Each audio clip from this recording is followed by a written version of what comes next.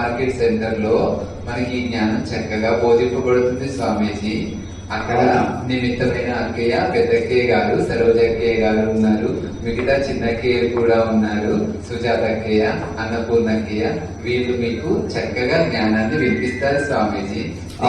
దీని ద్వారా పరపిత పరమాత్మ అయిన జ్యోతిర్బిందుడు ఆ శివ పరమాత్మ యొక్క జ్ఞానాన్ని, సృష్టి జ్ఞానాన్ని, మన ఆత్మ జ్ఞానాన్ని మనం చక్కగా తెలుసుకొని ఇది ఏ సమయము, దీని తర్వాత ఇంకా ఏ సమయం రాబోతుంది, దానికోసం మనం ఎలా తయారు చేసుకోవాలి మనల్ని మనం, ఈ జ్ఞానం అంతా మనకు చక్కగా వాళ్ళు తెలియజేస్తారు స్వామీజీ.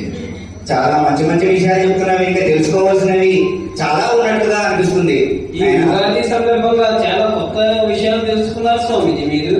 అవును, కొత్తగా అనిపిస్తున్నారు. మనం తప్పకుండా వెళ్ళాలి. మనందరం కూడా, మీరు కూడా రావాలి. మరి నేను కూడా వస్తాను, మీరు కూడా అక్కడికి వెళ్ళి మరి ఈ ఆత్మ ఏంటి, పరమాత్ముడు ఏంటి, వాటి గురించి మనం ఖచ్చితంగా తెలుసుకోవాల్సిన అవసరం ఎంతైనా ఉంది.